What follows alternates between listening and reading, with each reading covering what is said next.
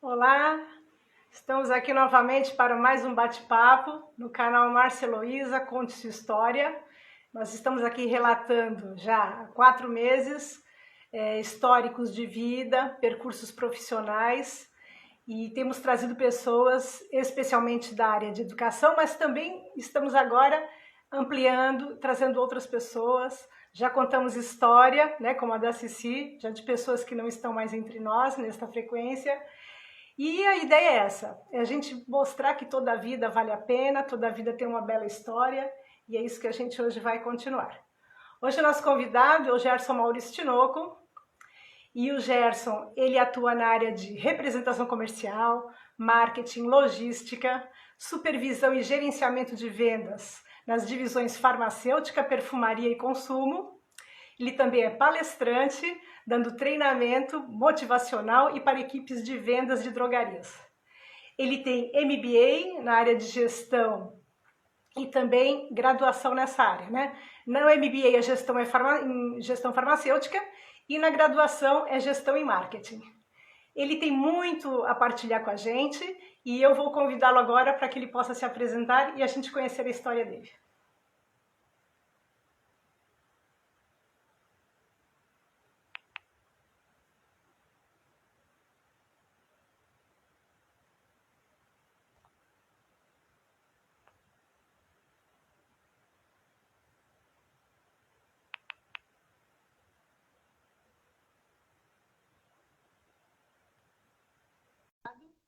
Vamos agora esperar que ele entre.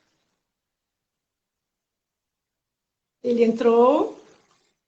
Já já ele vai estar aqui ao vivo conosco e nós vamos poder trocar. Ah, Gerson, que alegria!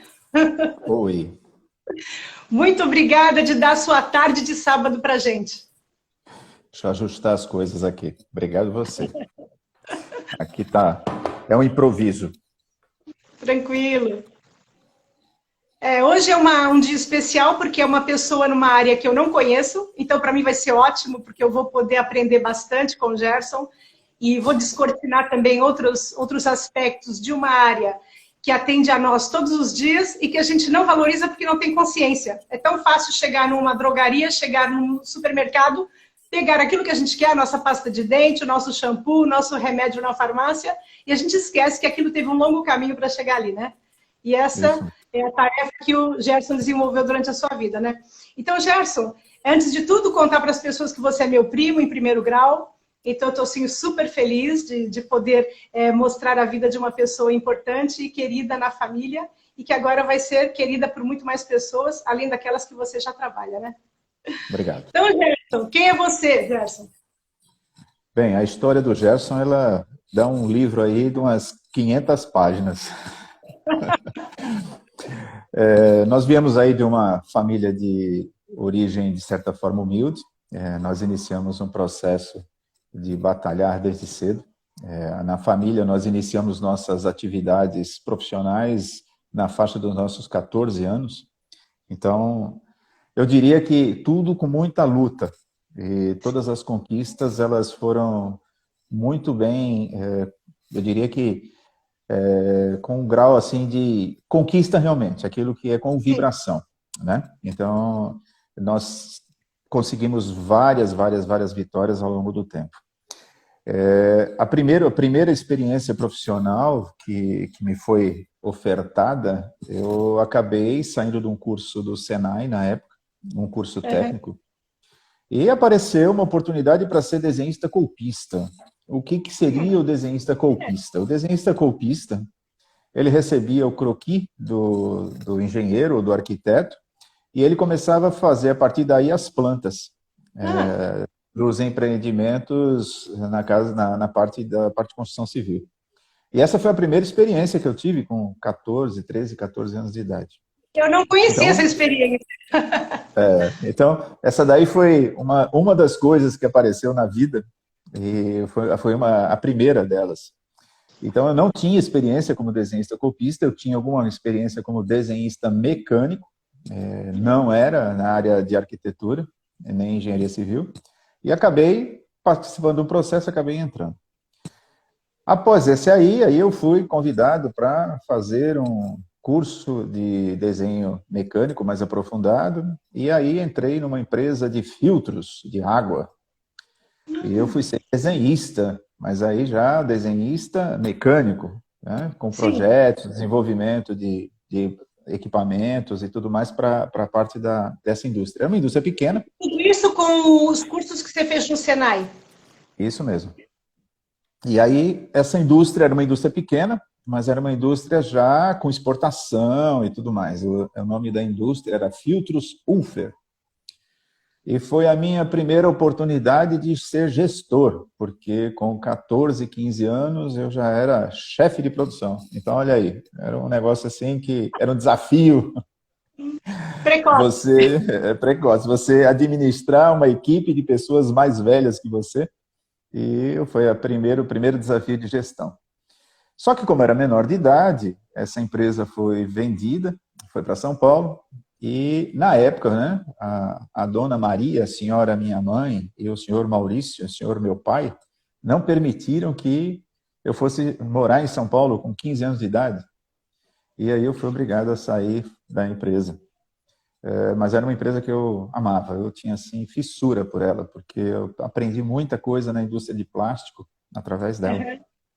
Já que eu vinha da área industrial, né, da área propriamente dita. A partir daí, meu pai, né, como era um cara da área do café, conhecia algumas pessoas e tinha uma indústria ali no Valongo, em Santos. Essa indústria era uma indústria mecânica que produzia balanças para a indústria de sal, para a parte de café e tudo mais. E ele chegou lá porque eu não conseguia trabalho, que eu estava com 15, 16 anos, e aí se você não serviu o quartel, se você não tem o certificado de reservista, dificilmente você consegue trabalho. E aí eu acabei entrando nessa empresa como torneiro mecânico. Foi outro desafio aí pela frente. E nessa fase de torneiro mecânico eu fiquei aproximadamente aí uns 3 anos, quase 4 anos. E nesse inteirinho eu fui para o Colégio do Carmo e comecei a fazer um curso de Química Industrial na área técnica. Dessa fase eu já me lembro. Isso. Aí, esse curso na área de Química, eu acabei tendo uma oportunidade de participar de um processo seletivo na Petrobras no final desse curso, eu já estava quase na fase final do curso, e nós éramos algo em torno de uns 200 e poucos candidatos para 10 vagas, para a área de operação industrial para a refinaria Presidente Bernardes. E eu fiquei entre os 10. Passei no processo, fomos lá, aí pedi demissão da empresa que eu trabalhava, fui fazer os exames médicos e na hora de assumir a função, eu fui reprovado no exame médico. Depois que tinha pedido já demissão do outro trabalho. Isso mesmo. Aí, conclusão, né, Hoje nessa aí nessa situação foi complicada, porque eu não sabia que eu tinha uma deficiência chamada discromia, que é um grau de daltonismo. Daltonismo.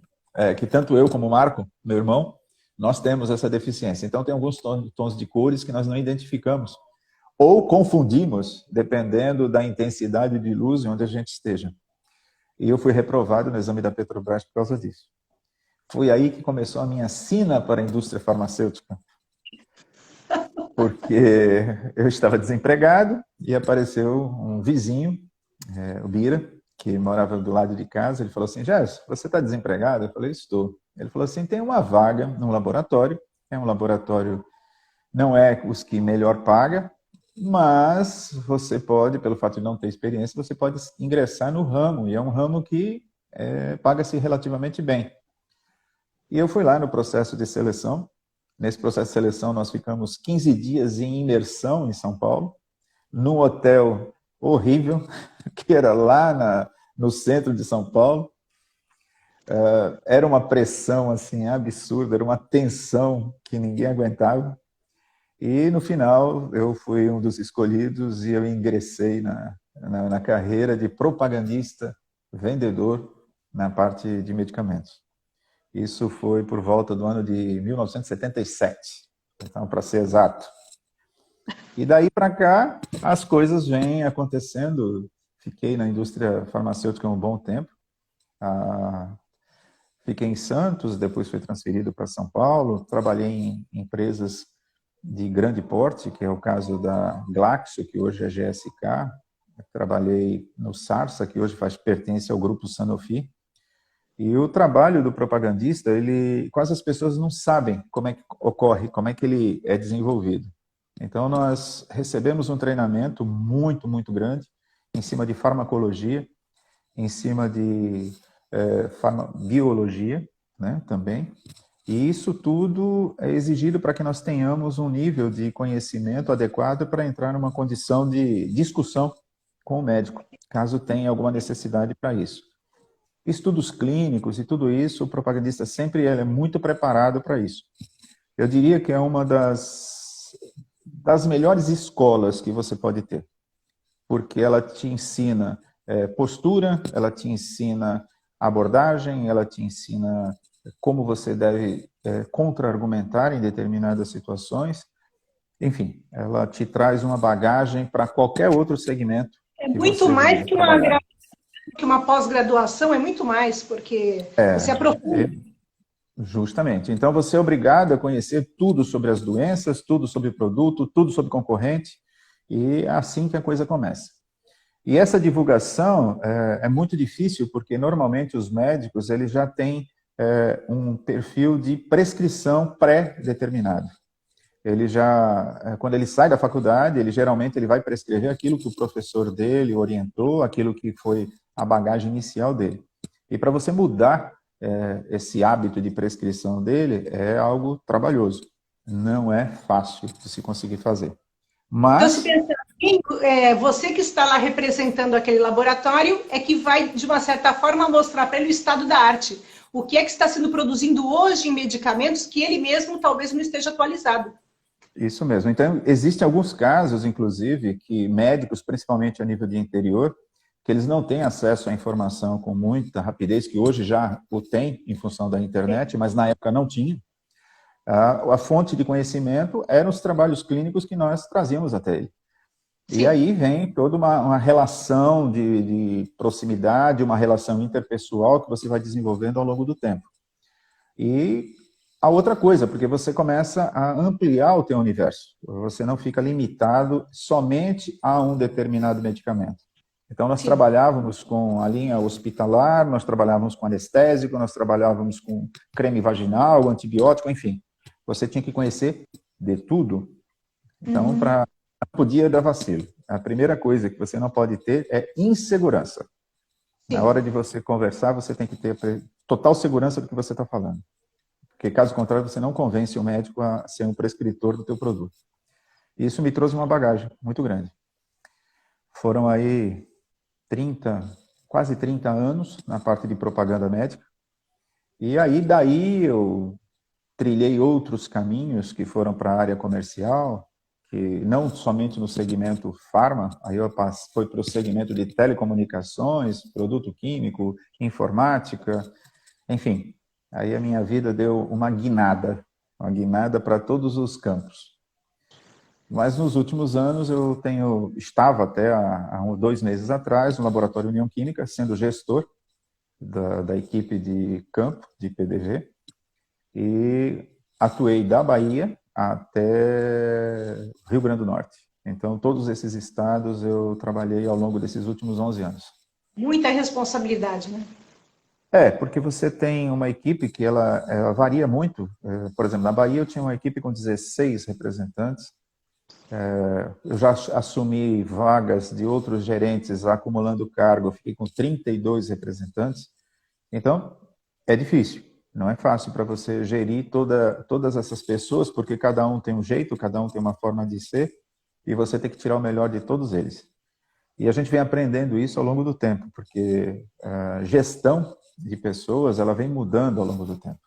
Sim. E quando você chega a 63 anos e que você começou a ser gestor com 15, 16 anos, tudo mudou ao longo desse caminho todo. Então você tem que ficar se reinventando. A cada ciclo você se reinventa.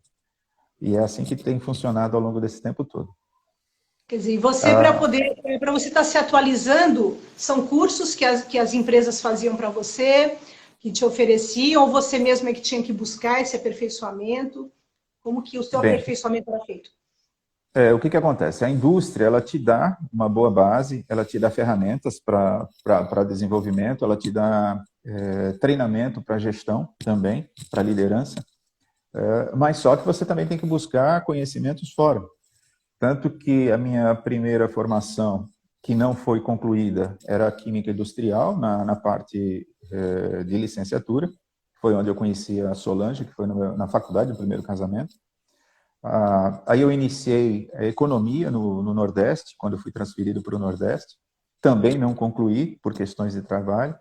E eu acabei fazendo marketing, que eu consegui a duras penas terminar, porque eu não conseguia ter um índice de presença de mais do que 50%, 60%. Conciliar trabalho e estudo não é fácil.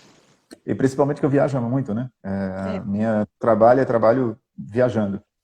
E aí era uma brincadeira, porque os professores diziam assim, Jéssica, como é que tu consegue? Você fica uma semana fora, quando tu chega aqui, é uma bagunça, você consegue fazer as coisas que não conseguia fazer. Eu falei, é justamente pelo fato de você desenvolver o trabalho, esse tipo de trabalho já na tua rotina do dia a dia, que o marketing, de certa forma, nós utilizamos na rotina do dia a dia, e era só trazer a prática juntando com a teoria. Então, foi fácil, não foi difícil. E até ele brincou, ele falou, você é o único aluno do curso de marketing que eu consegui que conseguiu se formar com 50% do índice de presença, que nenhum conseguia. Mas quando os professores veem, né, eles dão uma ajuda, eles veem que o cara praticamente já está formado, né? Ele está ali justamente na busca de um aprimoramento, mas a prática ele já sabe muito mais do que a meninada que está ali começando, né? Ali nos primeiros dias. E aí foi nessa brincadeira que eu acabei descobrindo algumas outras coisas que eu até então eu não sabia que eu tinha essa facilidade, que é a facilidade de conduzir treinamentos. E acabou se tornando, era um hobby que eu fazia como complemento na minha atividade profissional, porque nenhum dos gestores que eram das empresas que eu trabalhei desenvolvia esse tipo de trabalho. Eu era o único gestor que desenvolvia esse tipo de trabalho. E acabou que isso eu incorporei no meu dia a dia e constituí agora, algum tempo atrás, recentemente, a minha empresa chamada Superset Treinamento e Consultoria. Certo. Então, eu estou iniciando com essa carreira solo, na função de consultor e trainee, de certa forma. Sim. Eu venho desenvolvendo alguns trabalhos já ao longo desses últimos 2 anos, preparando as pessoas justamente para trabalharem melhor, com uma qualidade de atendimento, conseguirem numa farmácia ter um nível de serviço melhor, porque farmácia não é vender medicamento, farmácia é serviço, é você atender o teu cliente e atender as expectativas e as necessidades dele. Eu diria que, de certa forma, é até trazer a cura das suas dores, que Sim. é um trabalho bem árduo, porque não é fácil você trabalhar e você conviver com as pessoas, que as pessoas estão com dor. E eu digo que não é só a dor física, muitas vezes é a dor da alma, porque são pessoas que chegam lá, naquele ponto, com um familiar que está numa situação ruim, que está numa situação talvez de índice terminal, uma doença. Sim. E cabe ao balcão da farmácia, ao farmacêutico, dar a melhor condução e solução do problema desse cliente. Então é nisso que eu venho trabalhando ultimamente. A conscientização desse pessoal da importância que eles têm no tipo de trabalho que eles desenvolvem. Para dar uma atenção personalizada, né? Olhar um ser humano ali, não só um comprador, né, de um produto, né? Justamente. Porque a maior caridade que você pode dar, muitas vezes, para um ser humano, é você dar os teus ouvidos para que ele desabafe, para que ele consiga se abrir. E isso é uma caridade que não tem tamanho. Eu escutei algumas falas suas na internet, eu encontrei algumas vezes que você fazia algum treinamento, que você foi filmado, e notei muito isso, essa parte humanística que você ressaltou bastante na formação do vendedor, né? E aí, por causa da tua fala, eu fui resgatar um livro que eu tinha lido com 17 anos, do Og Mandino, o maior vendedor do mundo, que era um livro que ia muito para além da questão da venda, né? mas que Isso, vai tocar isso. E a primeira regra do Og Mandino é o amor, né? Quer dizer, é não o amor justamente. naquele sentido, né, romantizado, mas nesse sentido mesmo de encontrar uma outra pessoa à sua frente, de ver um ser humano ali, né? Porque a nossa visão de que não trabalha na área de vendas é que vocês são simplesmente os arautos do capitalismo, empurrando mercadorias para o ser humano, e a gente esquecendo que a gente está o dia inteiro consumindo produtos que vêm de alguma maneira para a nossa mão e que atendem às nossas necessidades e nos dão um certo conforto, não é? Isso E a mesmo. gente sente isso. E no teu caso, é uma coisa muito mais séria, porque é trabalhar com a saúde, né? É isso mesmo. Saúde E mental. isso também é uma questão de conscientização do próprio pessoal que trabalha nesse segmento, para eles entenderem a importância deles nesse tipo de trabalho. E eu brinco muito com eles. Eu digo, gente, se vocês não gostarem de gente, mudem de ramo. Vão ser estoquistas, vão trabalhar enfornado em um escritório, porque assim vocês não lidam com pessoas. Porque se você não gostar de pessoas, você não pode trabalhar com venda. A venda é inter-relação, é relação interpessoal. Não tem como fugir disso. Querer, né? Eu queria, como você falou, ouvir e atender aquela necessidade para, como você disse, diminuir as dores, né? Sejam da Isso alma mesmo. ou do corpo físico, né? Isso Isso é muito mesmo. interessante. Isso E mesmo. você, nessa tua empresa, você está oferecendo esse serviço para um setor só, que seria o farmacêutico e a perfumaria, ou em geral? Essa tua formação é para representação comercial, para o vendedor em geral? Esse tipo de treinamento, o que eu diria? Eu diria que o formato de treinamento que eu monto é um formato personalizado. Eu vou, identifico a necessidade do cliente, seja ele em qual categoria for. Como eu estou mais voltado para a área comercial, eu trabalho muito em cima da área comercial. E em cima de identificando a necessidade do cliente, onde é que são os pontos críticos dele, aí eu desenvolvo um módulo direcionado para a necessidade dele. Um exemplo, o cliente tem um problema que ele não tem clientes no ponto de venda dele. Uhum. Aí eu desenvolver alguma coisa para atrair esse consumidor para o ponto de venda desse cliente. Ele tem um problema que a venda agregada dele é baixa. O que nós podemos dizer que é venda agregada? Complementar a venda. Então, por exemplo, chega alguém lá, eu quero uma dipirona. Aí ele vende uma dipirona. Só que a dipirona, se você conseguir especular mais a necessidade do cliente, saber, você está precisando de dipirona para quê? É uma gripe? É uma dor, simplesmente? E você Sim. consegue atender melhor a necessidade do cliente. E essa é um dos trabalhos que eu desenvolvo também. E aí vem outras coisas embutidas nisso.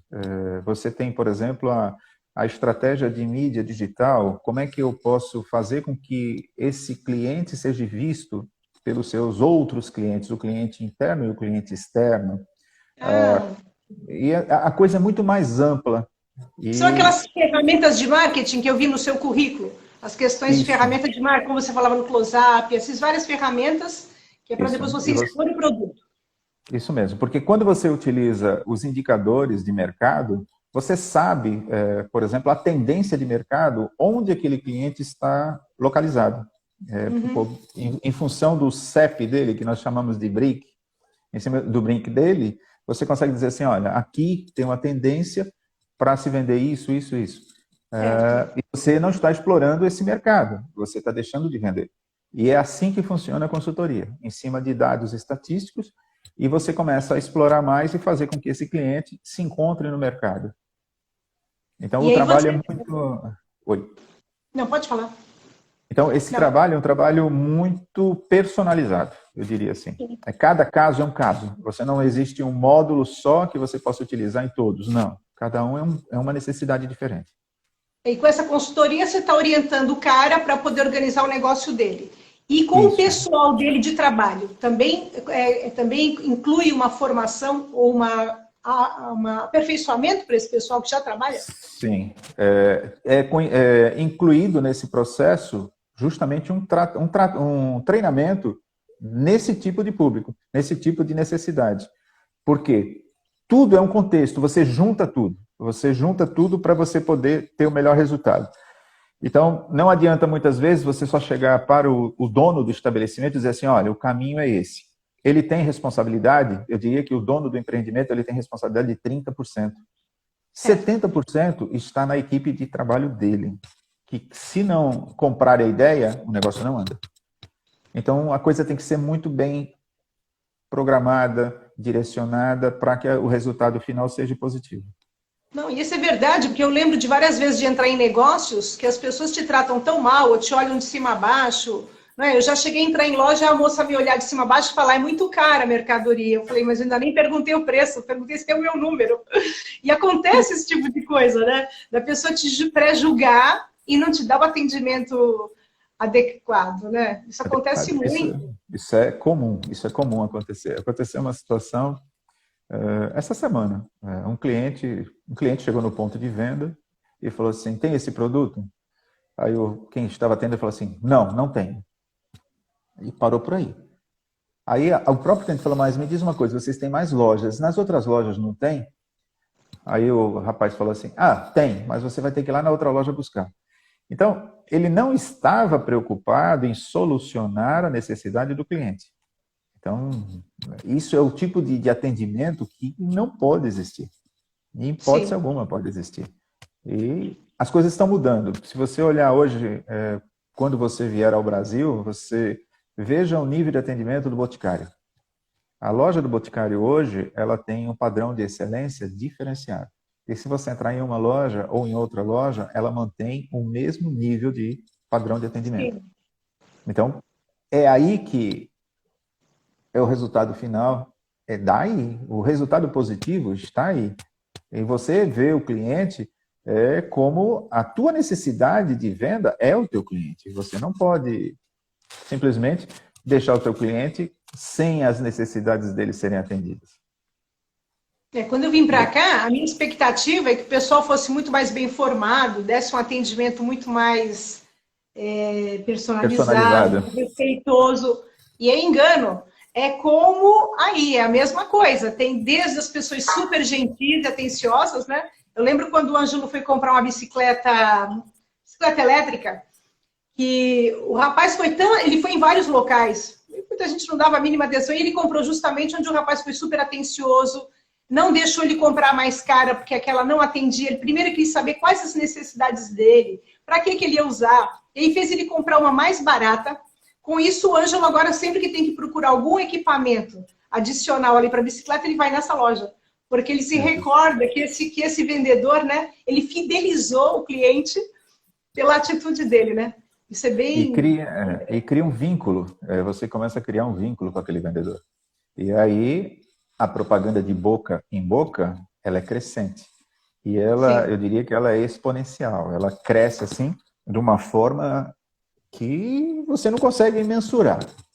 E é aí que mora o perigo. Assim como você tem a propaganda positiva, você tem a negativa. Sim. Você pode estar se dando bem, como você pode se dando mal, né? Então, em Santos tem uma loja que eu comprava camisetas, e aí os donos morreram, e uma funcionária foi colocada lá para gerenciar, para fazer tudo, que é uma loja muito pequenininha, mas ela é tão grosseira que eu parei de comprar lá. E eu comprava lá há mais de 20 anos, né? Cada vez que eu vou ao Brasil, vou buscar minhas coisinhas. E eu deixei de comprar nessa loja. Eu falei para minha mãe, eu não compro mais aqui, porque essa moça trata a gente tão mal, sem paciência nenhuma. E eu já sou uma cliente muito tensa, eu sou muito em dúvida, eu preciso de muita atenção. E no caso ali eu deixei, é isso que você falou mesmo. Se a pessoa não conhece o produto, não tem interesse, não quer te ouvir, não tem paciência, não gosta de gente, tá no lugar errado, né? Tá na profissão errada. E o bom é que, como você, no meu caso, como eu trabalhei em vários segmentos, a tua expertise ela é ampla. Eu trabalhei no canal alimentar, então dá para você saber quais são as tendências no canal alimentar.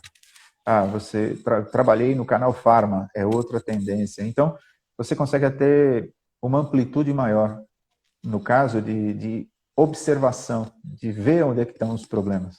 Então, é um negócio assim que você vai desenvolvendo ao longo do tempo. Essa técnica de você ter a percepção. E eu brinco sempre com meus clientes. Eu falei, você quer saber como é que está a tua loja? Vá para fora. Olhe ela de fora. Quando você olha de fora, você olha com os olhos do teu cliente que está lá fora entrando na sua loja. Você não olha com os seus olhos. E uma outra coisa que eu toco muito eles, você tem que se tocar que vocês têm uma loja, mas essa loja ela não tem que estar de acordo com os seus padrões. com aquilo que você acha. Não, você tem que estar atendendo a necessidade do seu cliente. Se seu cliente gosta de azul, a tua loja tem que estar pintada de azul. Não é porque você gosta de verde que você vai pintar a tua loja de verde e achar que você está agradando o seu cliente. Não é por aí. Tem que ver as necessidades da área, né? Necessidade da área. E é muito complicado. Normalmente, um lojista, um comerciante, ele quer que as coisas estejam de acordo com o que ele acha. Então, não é o que você acha, é o que o mercado quer. E o mercado hoje está muito exigente. Esse é o X da questão. Então, não adianta você... Né? O pessoal tem mais acesso ao conhecimento hoje, né?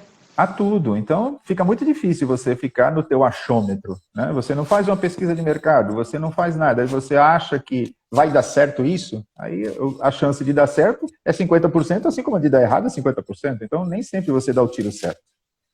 Agora, aquele conhecimento técnico-científico que você tinha que ter na área da representação farmacêutica, você também tem que ter no alimentar? Ou aí a preocupação é muito mais com o marketing do que propriamente com o conhecimento técnico-científico? Você precisa ter, não no mesmo grau de importância. No canal alimentar, você tem que estar muito ligado à necessidade daquele consumidor, porque o consumidor do canal alimentar, ele é um consumidor rápido, então ele passa rápido no corredor, ele tem algo em torno de 2 a 5 segundos para fixar a memória dele naquele produto. E aí o que manda mais é a apresentação do produto, é a forma que você está deixando aquele produto na exposição dele. Agora, que você tem que ter conhecimento? Sim, você tem que ter, porque você tem que conhecer os teus concorrentes. O benefício do teu produto em cima dos teus concorrentes.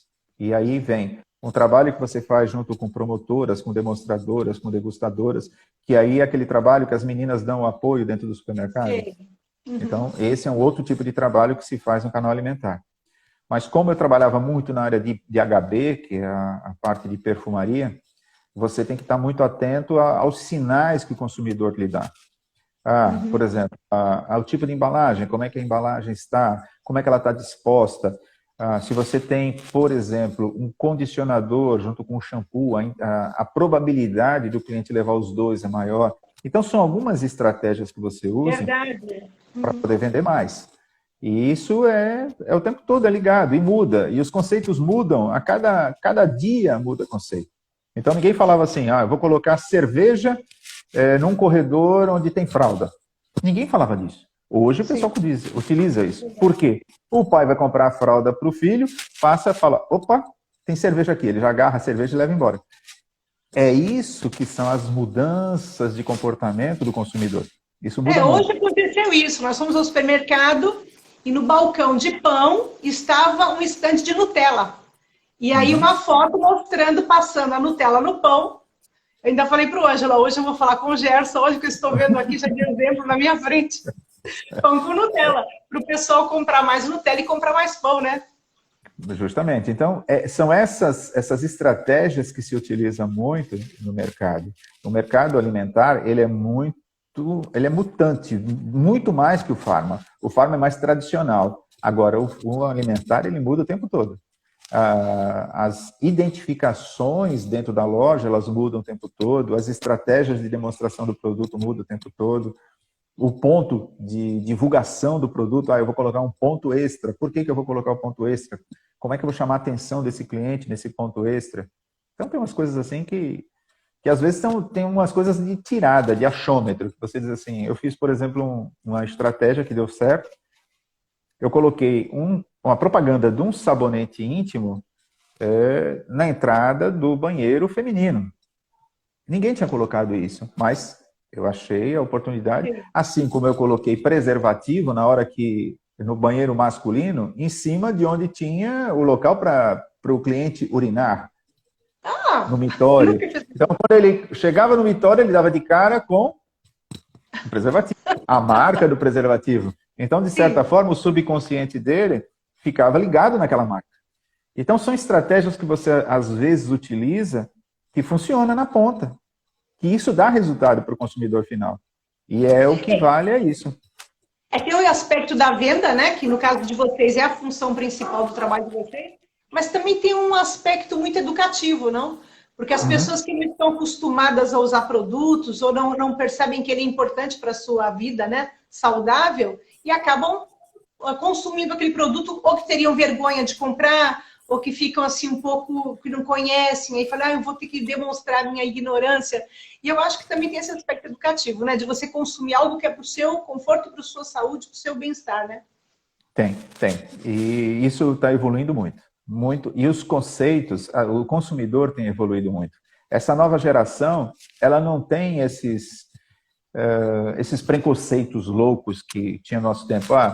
Absorvente, a suposição.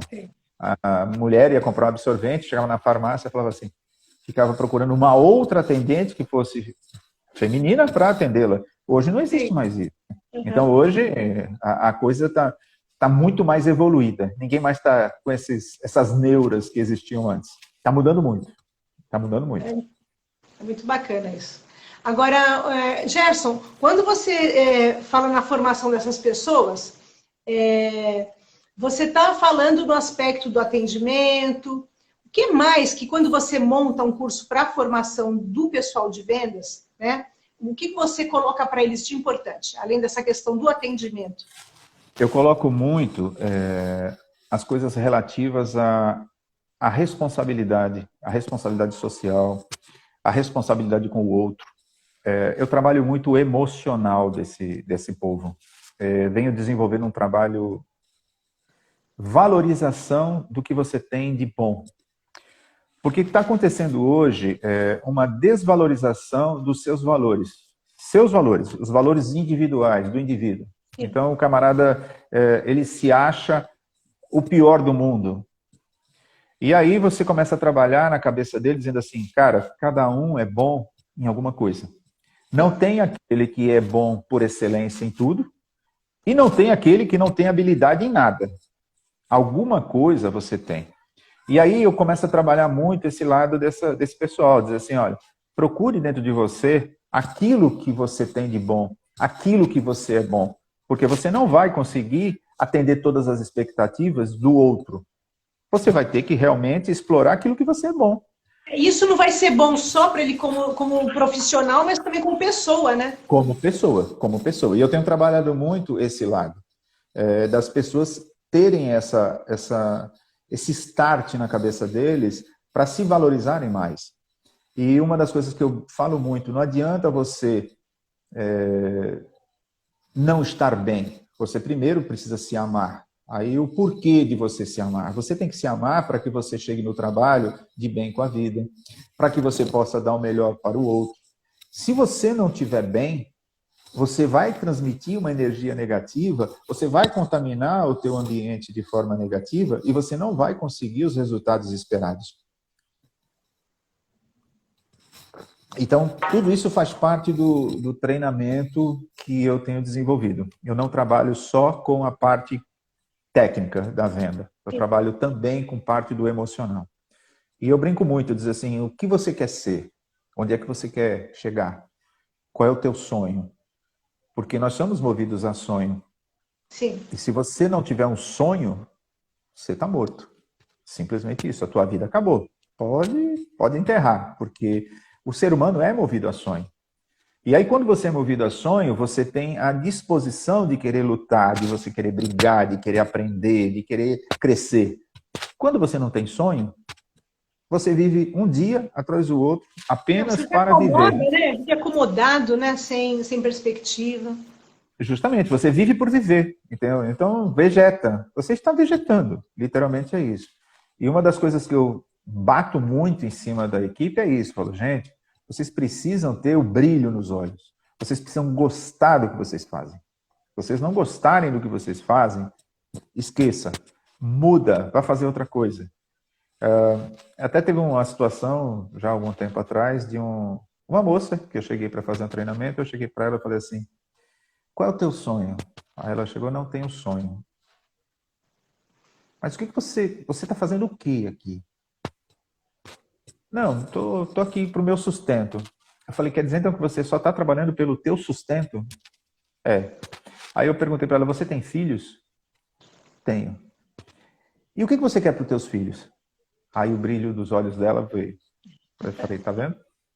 Você encontrou o motivo da tua existência, são os teus filhos.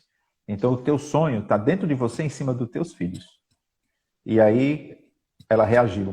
Porque até então, ela estava apática. Ela não tinha movimento. Ela estava ali por estar. E é daí que vai vir a motivação para ela trabalhar melhor, né? Porque ela sabe que ela pode garantir um futuro melhor para os filhos com o trabalho, né? Então, você tem que ter tá ligado com os sinais que esse pessoal que você está dando treinamento estão lhe dando o tempo todo. Porque cada um é cada um tem um jeito, cada um tem um ponto de você tocar. Não é brincadeira, é difícil para você conseguir atingir o objetivo final positivo. Mas eu diria que dá para atingir 60%, 70%, até 80% do que você precisa dentro dessas pessoas. Essas pessoas saem do treinamento, elas saem realmente com uma pulguinha atrás da orelha. Ela fica lá e fala, opa, e agora para melhorar ainda mais essa minha percepção, eu estou fazendo o curso de PNL. Então, eu estou ampliando mais. Neurolinguística, é isso mesmo. Então, agora, iniciando um outro trabalho, porque a tendência da consultoria, talvez eu venha para a mentoria também. Porque eu já fiz alguma coisa na área de coaching, então agora estou evoluindo mais. E é isso que o caminho está me levando para isso, né? Porque como eu caí na área da propaganda médica, eu diria que eu caí do navio, eu caí que nem um saco de batata, porque eu nunca pensei em trabalhar com medicamento. Eu agora caí também na área de treinamento dessa forma, da mesma forma. Não foi algo planejado. Não deixa de ser dentro do espectro da educação, né? Porque é área de formação. Só que eu nunca pensei em dar treinamento na minha vida. Eu nunca pensei que eu tivesse essa habilidade. Hoje nós criamos os nossos filhos de uma forma diferente do que nós fomos criados. Nós criamos nossos filhos dizendo assim, o que você quer para você? Sim.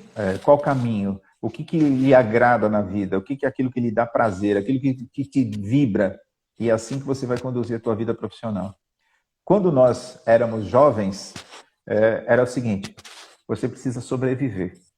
Sim, vá fazer o que puder para você sobreviver. E é assim que nós fomos jogados no mundo e dessa forma que nós nos tornamos o que somos hoje. Eu acho que tem lá coisas positivas e negativas, tanto na nossa formação quanto na deles. Porque também. Eu vejo hoje também o excesso de opções, muitos ficam completamente perdidos e nós quase não tínhamos opção. A gente ia meio que no que aparecia para a gente, né? É isso mesmo. Gerson, esse povo aí que você tem mais contato, que trabalha com vendas, muitos têm que trabalhar com metas, né? Tem que cumprir metas. Isso produz muita doença mental, porque aqui nas lives a gente tem falado com muitas pessoas da área, por exemplo, de educação, e tem sido muito identificado isso, sabe?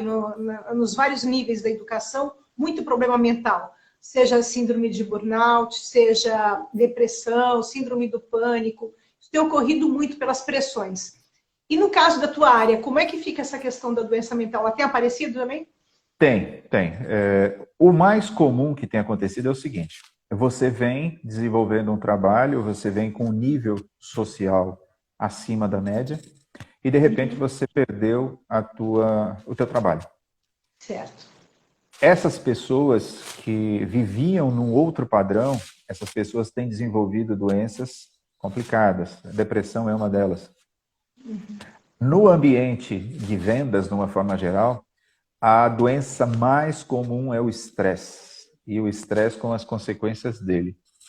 Não dormir à noite, aumento da pressão arterial, aquela situação de angústia, de fracasso, muitas vezes, de você não conseguir bater os teus objetivos. Então, ainda mais na atual situação econômica, né, que a gente passa, né? Isso mesmo. Então, a pressão é muito grande. Porque antigamente era assim, o vendedor só tinha que trabalhar em cima de meta venda só, era só valor. Hoje não, hoje existem outros índices que são computados à excelência do trabalho dele. Você tem que trabalhar com tal produto, com tal produto, com tal produto. Você tem que trabalhar com o ticket médio do cliente de tanto, de tanto, de tanto. Você tem que positivar tantos CNPJs dentro do mês. Enfim, são muitos indexadores dentro de uma avaliação de resultado. Não é só Sim. simplesmente a venda. E isso estressa, isso angustia demais. As pessoas têm se tornado doentes ao longo desse tempo. Eu sou uma consequência disso, né? Os Sim. últimos 2 anos eu acumulei, eu sempre trabalhei muito. Eu diria até uma psicóloga que eu fiz uma avaliação com ela uma vez, que eu ia fazer uma vasectomia. Aí depois das avaliações que ela liberou, ela chegou para mim e falou assim, Jasmine, eu estou encucada com uma coisa.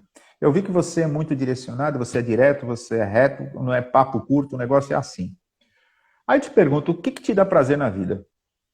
Aí eu pensei, falei para ela, caramba, o que me dá prazer na vida? Eu falei para ela assim, trabalho. Eu vibro com o trabalho, a minha adrenalina é o trabalho. Ela falou assim, repense sua vida. Repense sua vida. Os seus valores estão invertidos. O trabalho, ele é para te dar uma sustentação, é para te dar um conforto. Agora, isso não lhe dá endorfina. Trabalho não é endorfina. Entendi. E Lhe passou. dá adrenalina, mas não a endorfina, que é para a gente se Não é sentir endorfina. bem. Certo. Isso. E aí, isso foram uns 4 anos atrás. Quando foi há 2 anos atrás, eu comecei a pagar o preço desse nível de trabalho que eu vinha. Eu nunca trabalhei menos de 12 horas, 13 horas. Nunca trabalhei menos que isso. Minhas férias, eu sempre estava trabalhando também durante as férias. E aí, acumulei uma doença renal. E depois eu tive uma perfuração intestinal. E, por último, agora foi uma neoplasia prostática. E tudo isso, grande parte disso, em cima das angústias e do excesso de trabalho. Sim. Então, como Quer nós dizer, ela falamos dos estava certa, trabalhos, né? Aquela psicóloga estava certa. estava certo. Então, como nós podemos dizer, eu sou o exemplo vivo do efeito do excesso de trabalho. É, porque é de uma geração que era isso que a gente era feito, né? Porque eu Isso. lembro de uma época que eu me sentia, hoje não, no final da vida não, mas assim, lá na juventude, assim, no início do trabalho, que se eu fosse parar um sábado para assistir um filme à tarde, eu não tinha coragem. Então eu ligava a televisão e punha a tábua de passar roupa em frente da televisão para não me sentir culpada. Porque eu estava vendo o filme, mas eu estava passando roupa. Então eu passei por isso Justamente. também por muito tempo da minha vida trabalhando os 3 períodos do dia. E era uma coisa assim louca. E depois também eu desbundei. Aí eu resolvi também trabalhar pouco. E aí outros problemas que vêm junto, né? Mas realmente a gente precisa encontrar um pouco de prazer na vida, né? E eu tenho muito Isso. medo disso também, da gente não encontrar essa possibilidade, porque acho que grande parte da população brasileira não tem essa opção, né? Não tem na vida um espaço para o prazer, né? Para a alegria. Só batalhar o dia inteiro para conseguir pôr comida na mesa no dia seguinte. E não tem prazer a vida, né? A vida é só trabalho, né? E justamente como nós fomos criados, de certa forma, com grandes limitações, né, financeiras, Sim, que meu pai, na época, meu pai ganhava o salário mínimo, né? E nós fomos criados na necessidade de crescer, de evoluir, de ser alguém na vida. E aí nunca se mede o teu grau de comprometimento do trabalho com a tua qualidade de vida. E sim. isso é o X da questão. Então, nós dessa geração de 1950, 60, 70, eu diria que até 80, nós tínhamos no trabalho o nosso objetivo de vida. Literalmente era assim. Sim. E as coisas mudam hoje. Tanto que hoje o home office está se falando muito mais, você não precisa ter um horário pré-determinado, você pode fazer o seu horário, porque a tua produtividade tem pessoas que produzem mais durante o dia, tem pessoas que produzem durante a noite, durante a madrugada. Então, cada um com a sua característica. Então, as coisas estão mudando. E é uma tendência do mundo, desse novo mundo que nós estamos vivendo hoje. Né? Então, é cada um encontrar o seu ponto de equilíbrio. E eu venho buscando o meu ponto de equilíbrio. Um pouco tardio, mas eu venho buscando o meu Não ponto de existe equilíbrio. tardio. Não existe tardio na vida. Né? Então, Né? Você pode se considerar um vitorioso por você estar conseguindo ter a consciência, né, dessa necessidade. Porque muitas pessoas passam a vida inteira e não têm. Né? E eu vejo muito aqui, por exemplo, na cidade, eu moro numa cidade muito pequenininha, tem menos de 8 mil habitantes. Então, quando as pessoas aposentam, a gente fica observando, muitos se aposentam e vão para o bar. ou então ficam ali conversando, que tem um lago, né? Eles ficam ali conversando. E muitos que o meu marido se aposentou, faz alguns meses, e aí as pessoas perguntam, ei, já está agora sem alegria, em casa o tempo inteiro? Mas ele não, ele tem o jardim, ele tem um pequeno hortinho, ele pinta óleo, né? Os quadros dele estão aqui. Uhum, Então, ele tem objetivos onde ele encontra o prazer, né? Que é o que você falava. E a gente uhum. nota que muita gente leva a vida inteira trabalhando e nunca se conscientiza. E quando aposenta, entra em pânico. Né? E eu lembro que na universidade, quando eu trabalhava, muitos professores morriam, ou durante as férias, ou assim que se aposentavam. Porque eu acho que eles não viam mais nenhum horizonte de realização ou de algo que poderiam fazer, né? Naquele momento não É, tinha um projeto de vida. para você ter ideia, eu estava cirurgiado no hospital em São Paulo e eu estava com um notebook no meio das minhas pernas, mandando e-mail, liberando pedido, trabalhando. Tinha acabado de ser cirurgiado. Então, o meu compromisso com o trabalho, ele sempre foi acima de tudo. Sim. Inclusive, isso vem um sacrifício muito grande em cima de família. A Isis pouco teve contato comigo. A Isis só tinha contato comigo nos fins de semana. O Maurício, Sim. do mesmo jeito, né? Então, você paga um preço da educação dos teus filhos, da convivência. Eu diria que não é nem pela educação, é pela convivência e você curtir os teus filhos. Né? Então, é um preço que não é brincadeira. A gente só vai se ligar mais na frente. Eu passei o mesmo. Nenhum filho meu, a primeira palavra foi mamãe. Nenhum. A primeira palavra foi vovó e papai. Mas mamãe não aconteceu, porque eu nunca estava em casa. É São os isso preços mesmo. que a gente paga, né? Isso mesmo. Ô, Gerson, a gente falou um pouco do marketing, né? Dessa questão de Uhum. formação. E você também trabalhou com logística, né? A logística é organizar os pontos dessa venda, dessa representação dentro de um certo território, ou é também selecionar as pessoas que vão trabalhar com isso, controlá-las, acompanhá-las, manter um contato com a empresa e elas. Como que se realiza essa logística? Tá, a logística, no meu caso, ela está muito direcionada à venda, à entrega do produto, ao faturamento do produto, ao Ah, processo de atender a demanda. Então, é, ela estava muito ligada a isso. Então, a logística, de uma forma geral, era abastecimento e demanda. Então, estava sim. sempre ligado a o que eu tenho que ter dentro dessa empresa. Eu tenho que ter produto tal, tal, tal e tal. Qual é a curva desse produto? Eu tenho que manter um estoque regulador. O que mais eu preciso? Eu preciso ter um controle do transportador. Que horas esse transportador vai fazer a coleta? Qual é a rota que esse cara vai utilizar? Como é que a gente vai fazer a separação desses pedidos dentro do processo? Então, funciona muito em cima disso. Montar cronograma, enfim, está tudo ligado à empresa que atende a demanda de venda. Então, tudo interligado. Então, tem o horário de transmissão do pedido, tem o horário de faturamento daquela determinada mercadoria para aquele determinado cliente, que a coleta vai ser feita em tal horário. Porque se o pedido chegar fora do horário, desanda tudo. Porque não vai ter tempo de fazer a separação, não vai ter tempo de embalar, e o cara da coleta, do transporte, quando chegar, a mercadoria daquela rota não está pronta. E aí, dança tudo, desanda tudo. Aí eu percebo, pelo que você está falando, que o grande problema de muitas empresas é logística, né? Porque É eu vejo logística. com relação a entregas, que agora todo mundo comprando pela internet, a loucura que são essas entregas, a má qualidade do serviço, a dificuldade de execução. Porque tudo mexe com planejamento. E hoje, como você trabalha tudo informatizado, o que manda é justamente a forma que você direcionou dentro da tua empresa, que você montou o manual de procedimentos da tua empresa. Se o teu manual de procedimentos, se as etapas não foram bem definidas, alguém vai pagar o preço lá na ponta. Que é o Então, não consumidor. tem como, que é o consumidor. Então, não tem como.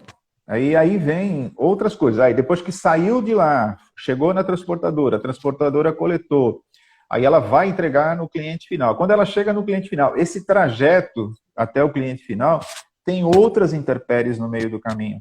Ah, o caminhão quebrou, ah, o caminhão foi assaltado, ah, ele tombou, houve um acidente, aí aquela mercadoria teve avaria, e muitas vezes ela chega a mercadoria avariada, aí não é avaria total, é avaria parcial, enfim, é um nó lá na ponta também. Então, ela tem que estar muito bem esquematizada. As conferências têm que estar, a embalagem tem que estar sempre na íntegra, porque o descontentamento lá na ponta é muito grande quando ela chega variada. Imagine você tem uma expectativa de receber uma televisão. Aí você espera 15 dias para a televisão chegar. Aí quando chega a televisão, ela chegou com a tela quebrada. Aí começa o processo de você reclamar para quem te vendeu. E aí o cara fala, olha, vai demorar mais 15 dias para receber, mas eu só posso mandar a nova se você mandar a velha, que aqui quebrou. Olha o transtorno e a insatisfação do cliente final nesse processo. E a dificuldade também de falar com seres humanos agora, né? Porque a maioria é robô, né? Você é sempre gravações, você é sempre encaminhado com uma dificuldade de conversar com alguém. É muito nem sempre para mim que isso da era pré-digital é uma coisa assim irritante. E nem sempre a gente encontra a resposta da tua dúvida. Às vezes você quer um determinado assunto e não tem aquela opção. Aí você fica, e agora? Faço o quê? Eu falo com quem? Eu falo com quem? Aqui tem uma terceirização que vai para países do leste europeu. Então, você tem um problema aqui, mas a empresa deixa o call center, por exemplo, na Romênia. Então, você está falando com uma romena que mal fala o italiano, o português nem se diga, mas mal fala o italiano e ela tenta resolver um problema seu. Aqui é uma coisa assim inacreditável. A logística ela é muito complexa. Inclusive, existem hoje cursos de especialização, MBAs e tudo mais em logística, porque a logística ela só não está contida nessa parte. Ela é muito mais ampla que isso. As necessidades dos consumíveis dentro da empresa, o processo de distribuição dentro da própria empresa, enfim, ela é muito mais ampla do que só essa parte comercial. Ela tem ramificações aí muito, muito grandes. E hoje, nenhuma empresa, se não tiver um coordenador de logística, um cara especialista em logística, ela não anda mais, não. Eu entrevistei aqui, tive um bate-papo aqui com uma pessoa que é da área de portos. Uhum. E ela trabalhou muito isso. Ela comentou muito isso. Que muitos portos ao longo do mundo, hoje, a logística coordena tudo.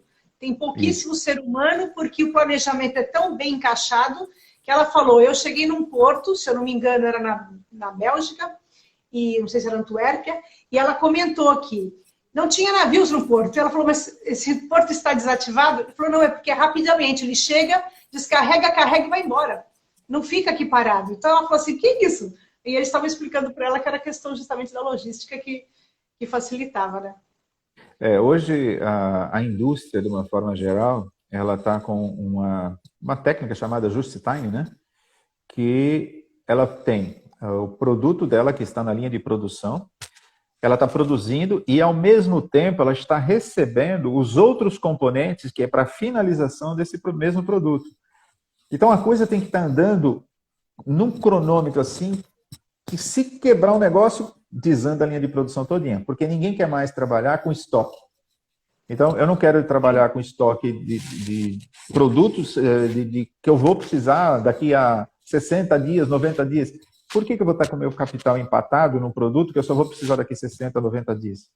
Então, essa estratégia da indústria, ela está sendo muito utilizada, mas às vezes vem os problemas junto com ela, porque, por exemplo, com a pandemia agora, os componentes elétricos estão faltando para os automóveis. Várias linhas de produção estão paradas 15 dias porque faltam consumíveis para os processos de produção. Então, nós vamos ficar aqui com o carro parado, faltando o motor do para-brisa.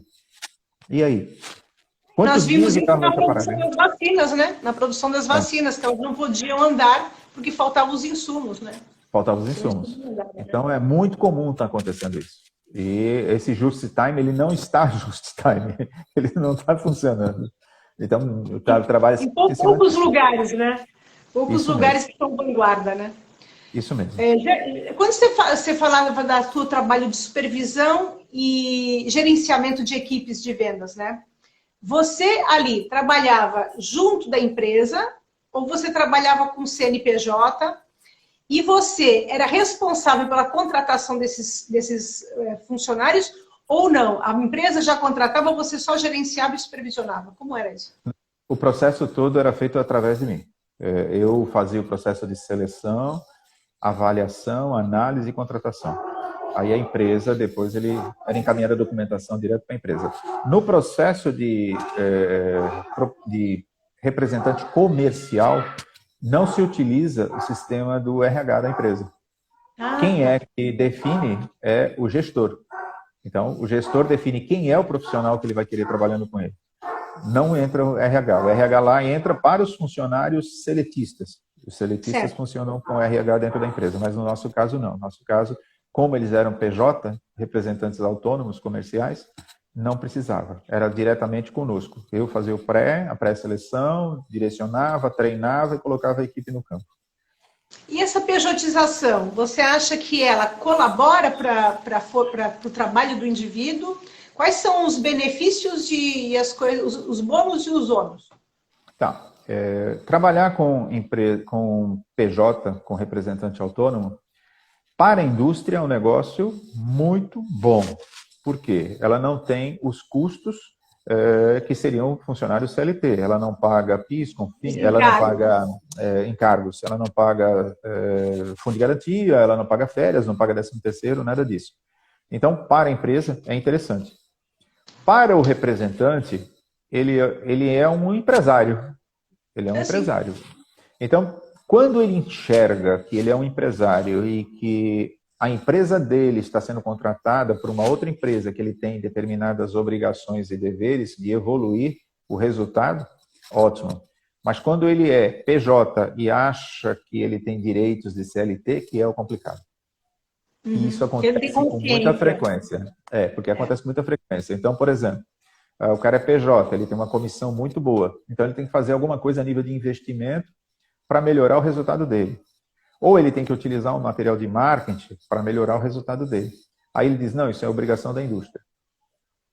E aí que mora o perigo. Quando ele tem essa visão, a coisa desanda. Agora, quando ele tem uma visão de empreendedor, que ele realmente é uma pessoa jurídica, que está prestando serviço, a coisa funciona. Mas para a indústria, a melhor coisa para o PJ está relacionado a custo de encargos. Mas é muito complicado, não é muito fácil de administrar essas situações. É uma nova mentalidade, né? E é uma tendência de mercado, viu? Com essa pós-pandemia ainda, a tendência são as empresas diminuírem seus custos trabalhando com representantes autônomos para desenvolver o trabalho que elas querem. E aí essa pessoa vai ter que ter um pouco de educação financeira também, né? Para saber organizar o seu futuro, né? Muita, porque o que acontece? Nem todos esses representantes, eles têm ali a remuneração na venda, eles têm na liquidez. O período de liquidez varia, ele pode chegar de 30 a 90 dias, dependendo do caso. E aí ele tem que ter uma orientação, uma gestão em cima dos recursos dele para poder se manter nesse período. E aí vem uma outra coisa, você tem que saber que parte do que você está recebendo, você tem encargos, você tem impostos que você tem que recolher. Parte desse dinheiro, ele é para o meu sustento profissional, para pagar gasolina, hospedagem, alimentação. Então, nem todos sabem fazer a gestão. Nem todos. Alguns misturam tudo. Quando vai ver, o camarada está 2 anos sem recolher imposto. Aí, quando vem, bloqueiam a conta dele. Aí é uma confusão, pelo amor de Deus. E aí você acaba tendo que ser não só o supervisor, mas um pai também, né, para orientar. Orientar. E aí você vai atrás, aí entra na empresa, olha, a situação do camarada lá está complicada, ele está precisando resolver, o que a gente pode fazer? É complicado. Eu sempre fui confusíssima e sempre me encalacrei de problema e dívida, porque eu nunca tive mínimo sentido. Eu sempre digo para o Ângelo, eu queria voltar a ter 20 anos com a cabeça que eu tenho hoje, para valorizar mais as minhas horas de trabalho, que tanto que eu dediquei, eu jogava assim as coisas que eu ganhava pela janela sem ter mínima consciência. Como faz falta, né? A gente ter essa formação também, né? E eu acho que é como você disse, vai ser uma nova cultura e esse pessoal vai ter que aprender, né? Essa nova categoria de trabalhadores, né? Vai mesmo, não tem como ser diferente, não. Você tem alguns que têm consciência e outros não têm consciência. E aí cabe a você ficar orientando. Olha, puxa a orelha de um, ó, não é bem por aí não. Observe que você tem isso, isso, isso. Olha, observe isso aqui. É o tempo todo assim. Quando você fazia a seleção desse pessoal para trabalhar com você, você fazia como? Era entrevista, era por escrito, era alguma tarefa que você dava em conjunto para ver como eles se desenvolviam? O que você fazia? Existiam, dependendo da função. Por exemplo, uma promotora. Se eu fosse contratar uma promotora, eu avaliava o currículo dela, a experiência dela, e eu fazia alguns testes em campo com ela. Eu colocava um expositor, me diz uma coisa, você vai montar esse expositor, onde você vai colocar esse expositor? Para ver o feeling dela dentro do ponto de Sim. venda, se ela conseguia enxergar alguma coisa. Aí mesmo que ela tivesse, ela precisava ter o mínimo possível para depois você dar um encaminhamento. Se a pessoa não tem a mínima noção, se é como eu até brinco muito, é uma mala de papelão molhado, sem alça, aí não tem o que fazer. Aí ela não entrava, parava no primeiro parte do processo e não ia mais para frente.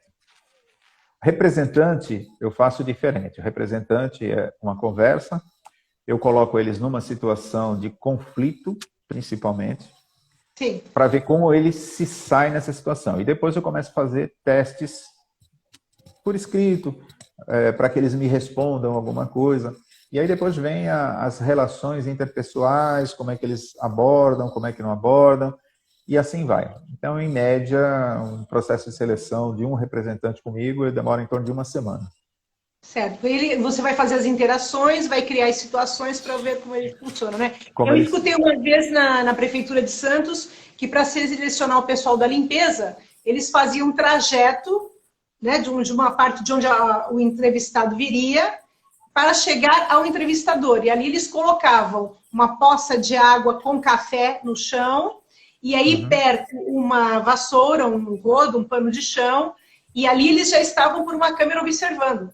Quem é que antes de entrar na entrevista parou, secou, colocou tudo e continuou o trajeto. E muito simplesmente desviavam daquele café no chão. E eu noto isso muito em supermercado ou em qualquer lugar. Se eu vejo uma mercadoria no chão e eu passo, eu pego e coloco no local, né? E já foi falado para mim, você está trabalhando aqui no supermercado? E eu falei, não, é porque se eu passei perto, o produto caiu, o que me custa colocar isso de volta, né? Ou quando eu vou varrer aqui minha calçada, o meu marido me chama de Odairzinho, Didinho. Porque meu pai tem essa coisa de varrer a calçada, né? E eu varro tudo em torno aqui, de onde eu moro, eu varro. Quando eu varro a garagem, eu já varro tudo. Eu estava varrendo a rua. Falei, não, essa é uma consciência que a gente tem que ter, né? Que o que está fazendo tem que fazer bem feito e que beneficie todo mundo, né? Às vezes, numa seleção, se colocou uma situação dessas para ver como é que a pessoa age num espaço público que ela, como pessoa privada, pode agir para o benefício de todos, né? Não é porque ela não é contratada que ela não vai fazer aquilo. A proatividade. Para uma avaliação de proatividade é muito interessante. Para você ver até que ponto essa pessoa tem um comprometimento para com o outro, né? Porque, de certa forma, caiu alguma coisa. Como é que você age? Você pega ou não pega? Eu sou igual a você, eu pego. Eu também. Eu penso sempre isso, que a gente tem que agir no público e no privado de uma maneira mais aproximada, né? Do ponto de vista de responsabilidade, né? Eu não vou varrer só aquilo ali dentro da minha portão para dentro, mas a minha calçada. Porque muitas vezes as pessoas falam assim, mas tem a Margarida que vem varrer. Mas ela vai varrer muito menos e vai muito mais rápido se eu já tiver feito pelo menos a minha calçada, né? E na escola acontecia muito isso. Porque com essa questão do Estatuto da Criança e do Adolescente, muitas vezes considerava-se que pôr uma criança para fazer alguma tarefa era colocá-la em situação vexaminosa. E eu não entendi aquilo, porque no Japão e na Coreia, a criança, quando terminam as aulas, as crianças vão limpar a escola juntas. E no primeiro dia de aula, na volta, novamente, elas limpam tudo para iniciar os trabalhos, né? E uma vez, eu fazendo uma criança limpar a carteira, que ela tinha sujado com lápis, eu pedi para ela ir buscar o álcool e um paninho. Quando ela voltou, eu ensinei ela a limpar. E foi me chamado, olha, a gente entende que é educativo que você está fazendo, mas pode dar problema com os pais, né? Quer dizer, a gente chegou a esse ponto de que a gente educar alguém para ter responsabilidade pelo espaço público não é bem visto, né? E eu imagino que no seu caso, como você faz como eu acho que os funcionários que trabalhavam com você também valorizava essa atitude, né? Do respeito ao espaço público, né? E o complicador, que até os meus próprios representantes, as pessoas que trabalhavam comigo, diziam assim: você é muito chato, você é muito cobrador, você é duro demais. Está dentro da sua personalidade. Então, o fato de você cobrar é aquilo, você é o exemplo. Se você faz o exemplo positivo, lhe dá todo o direito que o outro também o faça da melhor forma. E as pessoas atualmente não pensam dessa forma. Te acham um chato. Entendeu? Te acham um chato. Verdade. Eu tinha uma amiga que comentava, ela falava assim para mim, isso nos anos 90, ela falava assim para mim: nós vamos ver o impacto social dessas novas pessoas formadas sem responsabilidade pelo espaço público. E a gente já está vendo mesmo, né? E realmente ela foi uma profetisa e isso se realizou. A gente já observa isso, né? Ô, Gerson, quando você era pequenininho, o que você imaginava que você ia ser quando crescer? Você tinha alguma ideia, assim, porque você acabou caindo nessa sua área por um acaso, porque na Presidente Bernardes você não passou pelo daltonismo. Não entrei. Foi uma situação, né? Parece até um pouco programado, né? Por outras esferas. Mas você, na sua cabeça, ali de pequenininho, o que se imaginava? Independente de depois ter tido que ir porque necessitava, porque era a mentalidade do trabalho, a ética do trabalho na época, mas na sua cabecinha, o que você tinha lá de sonho? Não, eu sempre gostei muito do mar, né? O meu objetivo era fazer alguma coisa na área do mar. Seria engenharia naval, seria oceanografia, seria alguma coisa nessa área. E acabou que não aconteceu. Pelo menos nessa vida não aconteceu. Mas fez mergulho, né? Mas fez mergulho. Sim. Então, pelo menos aqui não aconteceu. Mas vamos guardar, quem sabe. E agora a próxima meta é eu comprar um veleiro. Então eu estou com o meu próximo sonho é um veleiro. Meu Deus, que delícia. Quem sabe dá certo. Estou agora na iminência aí do novo projeto. E tem uma coisa na tua vida que eu sou assim muito curiosa, porque é a primeira vez na minha vida que eu converso com você tanto tempo. Eu nunca conversei tanto com você, né? E esse é o privilégio de fazer essas lives aqui, né? Uma curiosidade que eu tenho muito sobre a sua vida é sobre a sua formação espiritualística, né? Porque são poucas as pessoas que têm uma formação de profundidade. Muitas têm uma visão prática, uma frequência a determinados ambientes. Mas, assim, com uma formação filosófica, são poucas pessoas. E você é uma delas que eu sei que tem essa formação. E pelo nome da sua filha, a gente já vê uma grande influência, né? Isis Alexandra, né? E a gente vê, eu já penso logo no Egito e penso logo, assim, numa formação muito ancestral, né? E qual é essa sua concepção espiritualista? De onde ela vem? Como você a construiu? E por fim, como é que ela acaba influenciando a sua vida e o teu próprio trabalho? Porque eu sinto que, por você ter essa visão muito humanística no seu fazer, eu imaginei que tinha muito vínculo com essa formação espiritualística. Isso é verdadeiro ou é uma fantasia minha? Não, isso aconteceu ao longo dos anos, tá? Vamos puxar lá pela Isis. Na época que a Solange engravidou, nós fazíamos parte de um grupo de uma linha da Rosa Cruz. Eu sempre fui em busca muito do lado espiritual. E na Rosa Cruz, nós trabalhávamos muito com a parte de cromoterapia e luzes e uma energia diferente. E durante esse período, eu já vinha com a ideia de escolher um nome, se fosse menino, seria Alexandre. E não sei por que cargas d'água, ficou Alexandre ou Isis, se fosse, não sei o quê. E aí, a Solange engravidou e ela teve um sonho. E nesse sonho, aparecia uma pessoa no Egito falando para ela a respeito de um nome Tisset. E Tisset, ela acordou, falou, pô, eu tive um sonho estranho com Tisset, e passou. E até o último momento, até a hora do nascimento da Isis, eu achava que era um menino. Inclusive, quando nasceu, quando vi a cabeça, né, o cabelo, um cabelão muito. Falei, é um menino. Aí a moça abriu assim e falou, não, é uma menina. E aí ficou naquela, falou, pô, menina, e aí, como é que vai ser o nome? Não, então vai ser Isis. Mas eu falei, mas vai pelo Alexandre, vai Alexandra. E vai, não vai, vai, não vai, não, vai Alexandra. E aí acabou ficando Isis, Alexandra. Mais tarde, lendo-se um pouquinho, aí quem era Tícite? É uma deusa Isis. É a mesma coisa. É inacreditável. Né? Tem que ter olhos de ver, né? Você tem que ter olhos de É, ver para perceber os sinais, né? isso. E Isso aí aí foi. a conscienciologia chama isso de sincronias, né? Existem sincronias no universo que quem está um pouco atento observa. E aí aconteceu essa situação e acabou sendo a Isis hoje a filha, e é uma filha que ela tem assim uma característica mística, ela é muito mística, a Isis é muito mística. E Ela é minha próxima convidada aqui. é uma figura. E aí aconteceu a partir daí.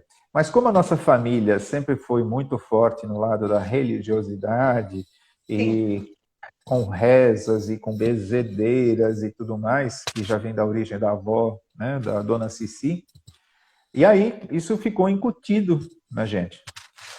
E quando foi mais ou menos há uns 20 e poucos anos atrás, quando eu vim para Natal e eu estava sozinho aqui em Natal, que a Verônica, que é a minha esposa atual, ela estava em Santos, e eu vim para Natal, passei uma situação muito complicada, porque a Caseware, que era a empresa que nós tínhamos em Santos, estava passando uma situação financeira muito apertada, e tinha-se que fazer uma escolha.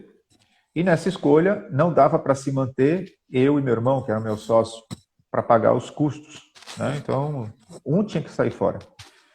O Marco, como tinha 3 filhos, eu falei, faz o seguinte, você fica, tiro o teu sustento da Kaiser e eu vou para o mercado e vou buscar novas oportunidades. E eu recebi uma proposta para vir para Natal, para fazer uma consultoria para montar uma distribuidora de medicamentos aqui. Só que não foi bem do jeito que era para ser. Então, as promessas da remuneração não foram aquelas esperadas. E eu passei uma situação financeira muito complicada. E eu não pedia água de jeito nenhum. Então, eu não pedi ajuda. Nem em Santos, eu não tirava um tostão da empresa. Viveu sozinho aquele problema. Aquele problema. Para você ter ideia, a minha janta diária era miojo. Ou pão com mortadela ou com manteiga. Era assim e foi assim durante quase um ano, nesse sufoco. E morando de favor na casa de um amigo meu. Que teve um dia, eu acordei, quando eu vi assim, um balde andando assim no quarto. Quando eu fui olhar, a água estava inundada, o quarto. O balde estava passeando dentro. Aí eu, de manhã, boto o pé dentro d'água, água na canela. Era assim. Então foi Eu um achei ano. que você ia falar que era um poltergeist, o balde andando. Não, é porque era água mesmo. Água. E foi um ano de sufoco, literalmente. E nesse ano, eu recebi um convite de um amigo, que ele ia num centro espírita kardecista, e vamos até lá, você vai fazer bem para você, que você vai se sentir melhor. Eu também passei uma fase difícil, não sei o quê. E aí acabou que eu comecei a frequentar esse centro espírita.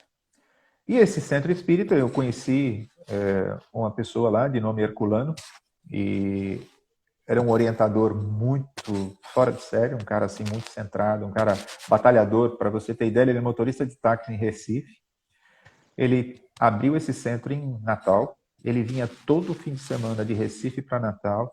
Ele iniciava os trabalhos no sábado e só ia embora no domingo à noite. E aí ele trabalhava com pessoas carentes e tudo mais. Era um trabalho muito interessante. E foi aí que começou o meu trabalho no kardecismo. E uma das coisas que a gente aprende no centro espírita, principalmente o kardecista, é que você é um trabalhador, literalmente. Você não tem outra coisa dentro do centro, não existe a hierarquia, dizer eu sou isso, eu sou aquilo. Não, você é um trabalhador. Então você começa pintando a parede do centro, limpando as cadeiras, você vai para a separação de ficha, você vai para a orientação das filas, e foi assim durante muitos e muitos, muitos anos. Até que há mais ou menos uns 5 anos, 6 anos atrás, eles me convidaram para começar a fazer parte do grupo de palestras, de palestrante. Aí eu iniciei antes na abertura da prece, nos trabalhos, Sim. e a partir daí eu comecei a ser o palestrante. E os temas que nós abordamos muito estão todos vinculados ao Evangelho. E a partir daí eu fui obrigado, né, de certa forma, a conhecer um pouco mais sobre o Evangelho, sobre o Livro dos Espíritos, e por aí começou o meu lado mais detalhado com relação ao lado kardecista. Os últimos 2 anos eu estou, de certa forma, afastado, porque foi com relação à pandemia e foi com relação às minhas cirurgias, eu me afastei e eu não tenho participado do processo de palestras. Sim. Mas isso você aprende muito. Por quê? Porque todas as vezes que você vai proferir uma determinada palestra sobre um determinado tema, sobre o Evangelho, você interpreta o Evangelho de uma forma diferente. E você se toca que você não está falando para as pessoas, está falando para você. Sim, então, é verdade, escuto muito isso. É verdade. E aí aquilo vai, de certa forma, introduzindo na tua alma e você vai aprendendo mais e você vai se conscientizando das necessidades da tua automudança, da mudança necessária que você tem que fazer na sua vida. Isso vem ajudando ao longo do tempo. E eu diria que eu estou até um tanto afastado, que eu preciso retomar esse trabalho, porque era um trabalho muito legal.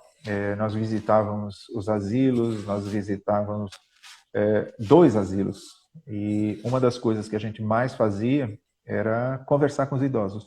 Então você levava alguma coisa, você levava, ajudava nas fraldas e tudo mais, mas você escutar as histórias dessas pessoas idosas. E o tempo que você ficava lá, você saía de lá rejuvenescido. E você saía consciente das tuas obrigações futuras. Então é muito interessante. E uma outra coisa, a coisa que eu mais gostava era a palestra para as pessoas carentes. Porque as pessoas carentes, elas necessitam de uma linguagem mais popular, de mais fácil entendimento, com menos técnica. E você começa a não só proferir a palestra, mas você começa a ter uma interação com essas pessoas. Então você começa a conversar, e você pergunta, e você conversa, e alguém opina, e o negócio fica muito mais gostoso. Então eu prefiro 1000 vezes uma palestra para as pessoas carentes do que propriamente para as pessoas não tão carentes. Que carentes, todos quando vão no centro espíritas, estão. É verdade. Ninguém vai, ou você vai pelo amor, ou você vai pela dor. E normalmente as pessoas vão para lá em função da dor. Pela dor. É verdade. Então, bonito, influencia. Eu não conhecia o percurso, eu não sabia essa tua passagem do Rosa Cruz para o kardecismo, eu não conhecia. E eu diria o seguinte, que o fato de eu ter entrado no kardecismo, ele me trouxe algumas aceitações. Porque muitas das vezes você entra no conflito interno e diz assim, por que eu estou passando determinadas dificuldades? Sim. Né? Então, é uma briga interna que você tem com você mesmo. É verdade. Então, eu diria que isso faz com que você entenda melhor as coisas que acontecem no seu dia a dia e você começa a aceitar melhor as coisas da vida.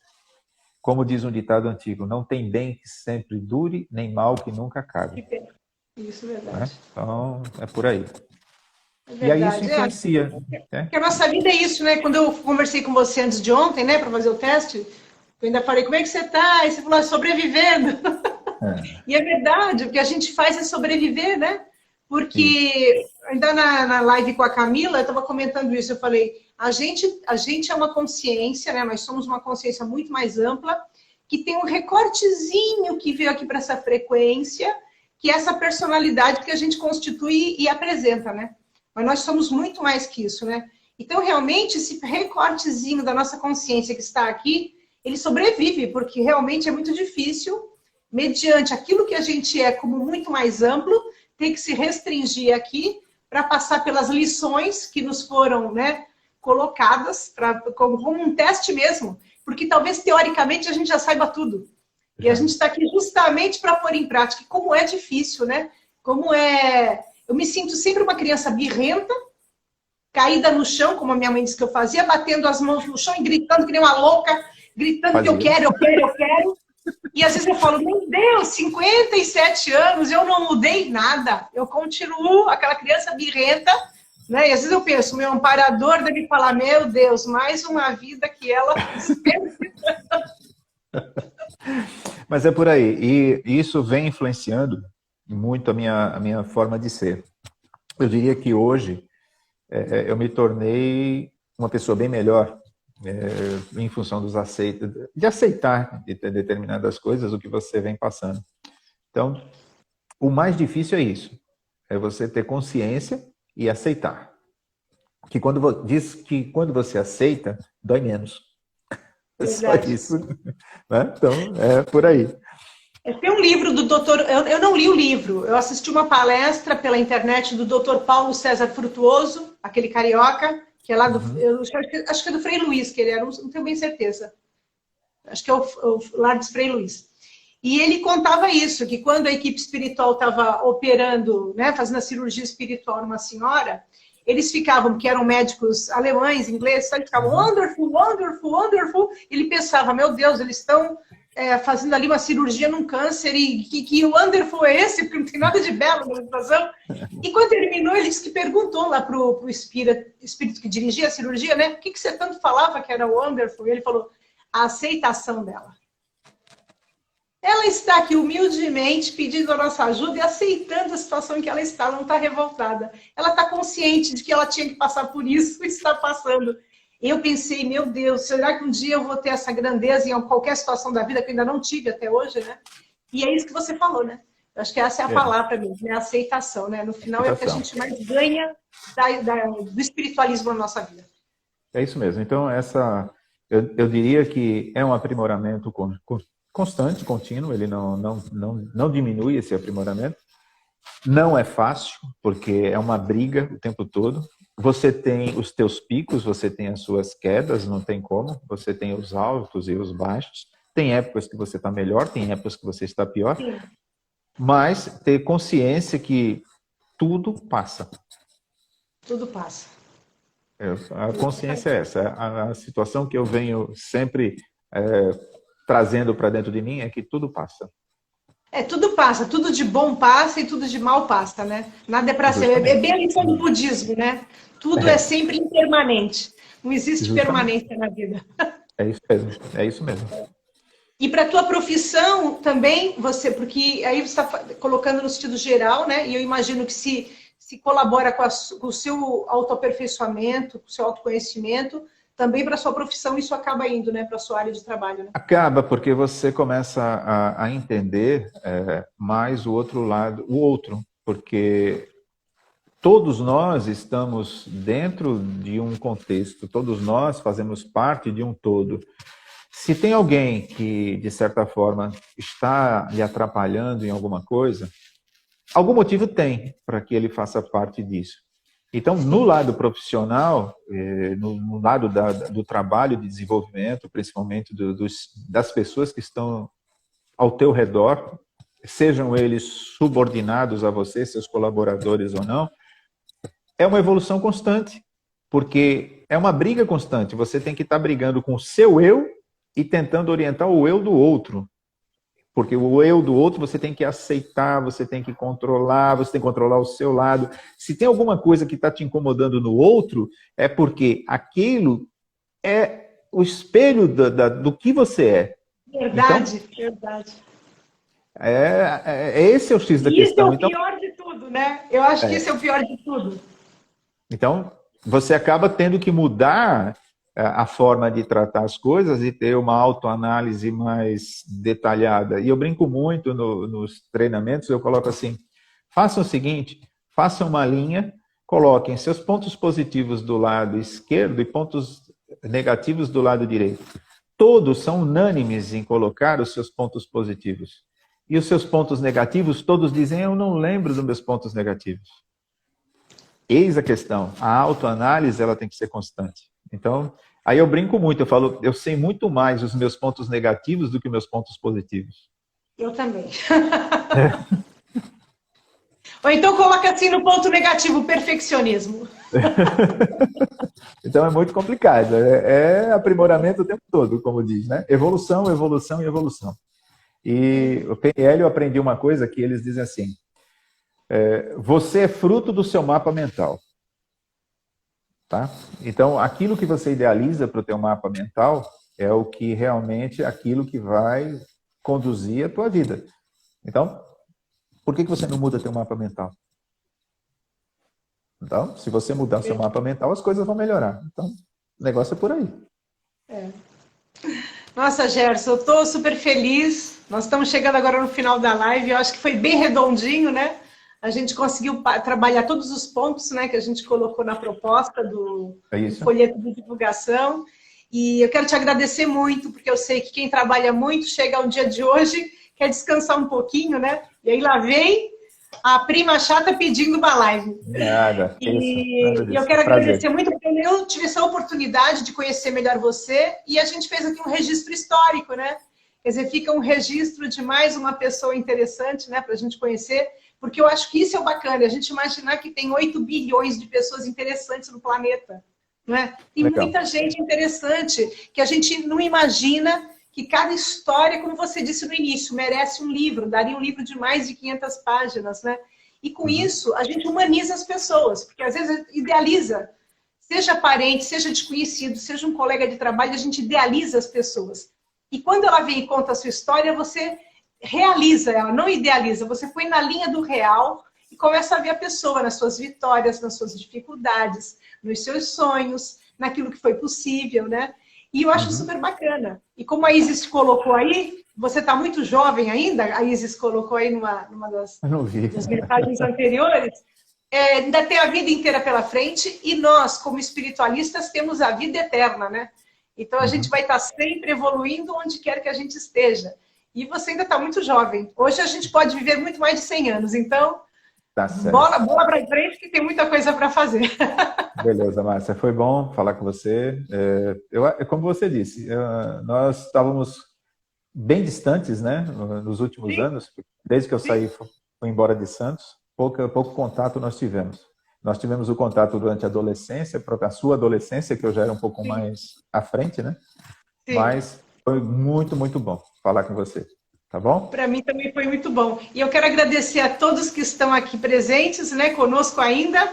Alguns já saíram. Agradecer alguns de memória que eu vi por aí. A primeira foi a Glorinha, que já foi a primeira aí que apareceu, né?